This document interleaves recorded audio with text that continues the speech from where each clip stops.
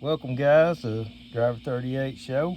This week, we're going to be looking at an old-timer 60T. How'd y'all like that opening background scene? That was Bryce Canyon in southwest Utah. I mean, some awesome sights. It's something this old southern boy here ain't never seen, I'll tell you that. Okay, this right here is a funny little sticker I've come across. That come from Brother Cornbread. Let's get to looking at this knife here. This right here is an old timer, 60T. All right, it's a big single blade, lock back, 5 inches, maybe a little more. So this is absolutely based on the frame of the Buck 110. Buck 110 was the first one to come out like this. So let's compare it to it. I have a Buck 110 right here. I got my name engraved on the other side, so we're gonna look at this side. Keep my name out of it there a little bit. Okay, comparing. The old timer is a little bit longer. Has a little bit more bolster coverage and more squared off. Handles a little bit longer. As far as width, pretty much the same. And as we talked about bolsters, it got a little bit more bolster material. But, look at blade.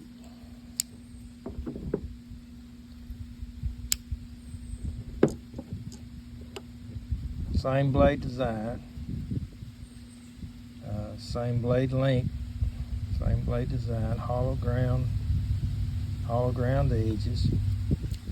Pretty much the same as Buck 110.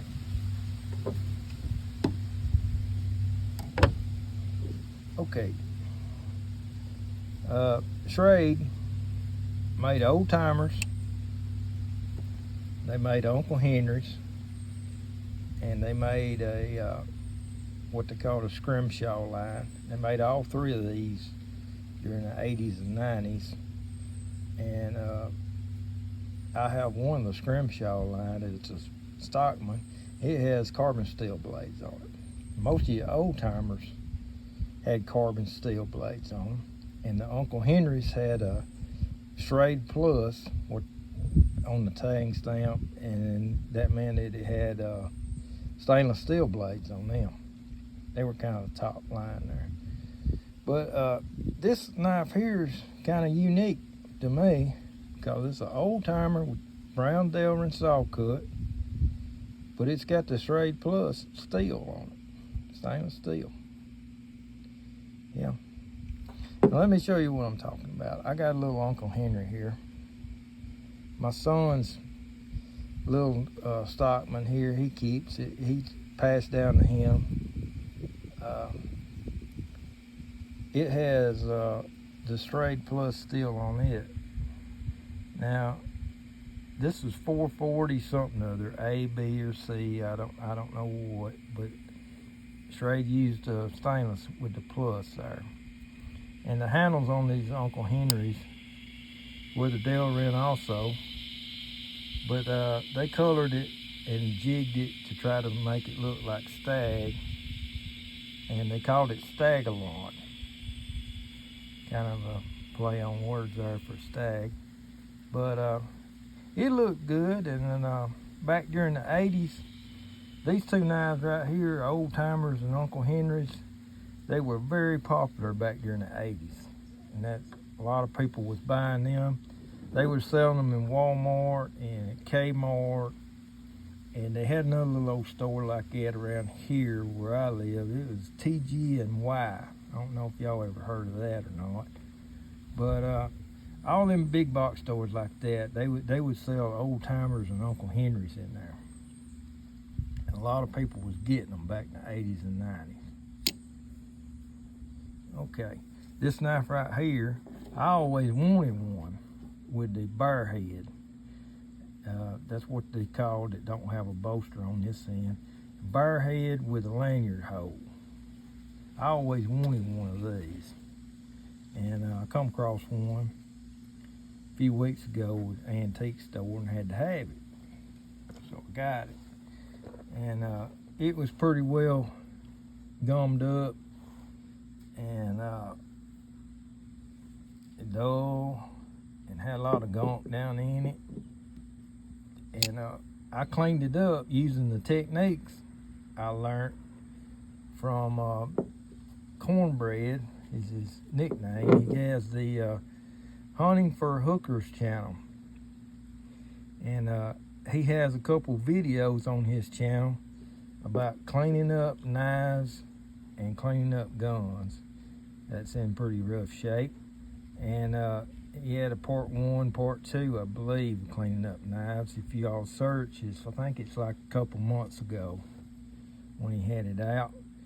But the techniques that he showed on there is what I used on this. There's several techniques to get this brass looking back right, and to get the delver to bring the color back in it, the dark brown color, and to clean out the well here.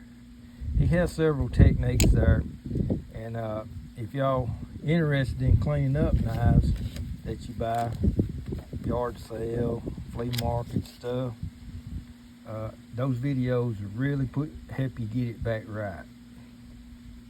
Okay, I did not have a lanyard. I was thinking about making one, and didn't know what I was going to use and all stuff.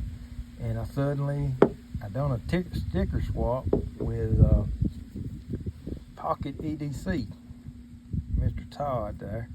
Done a sticker swap with him, and guess what he sent with his stickers? And I ain't told him I needed one or nothing. He just sent them. He sent 2 lanyards here. And I put this one on there, and I kind of tattooed 38 on there. I hope he didn't mind me kind of putting my swag on there, but I like that. I wanted to do that, kind of personalize it, so I put that on there. Todd, I don't know if you know it or not, but this one right here glows in the dark. I had it on the dresser and turned the light out, and that thing glows in the dark. All right. This is a nice knife. It be a good hunting knife, camping knife, just a all-around knife.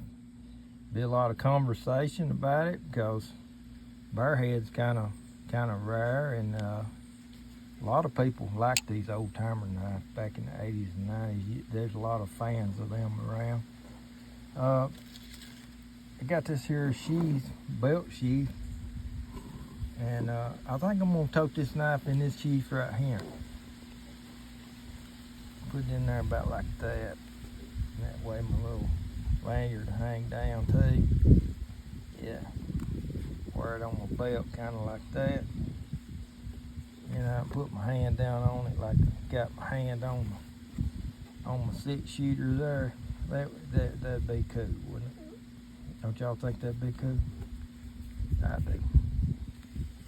All right.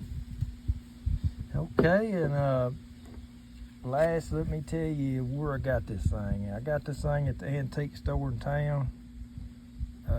Right here's the business card, and this antique store right here is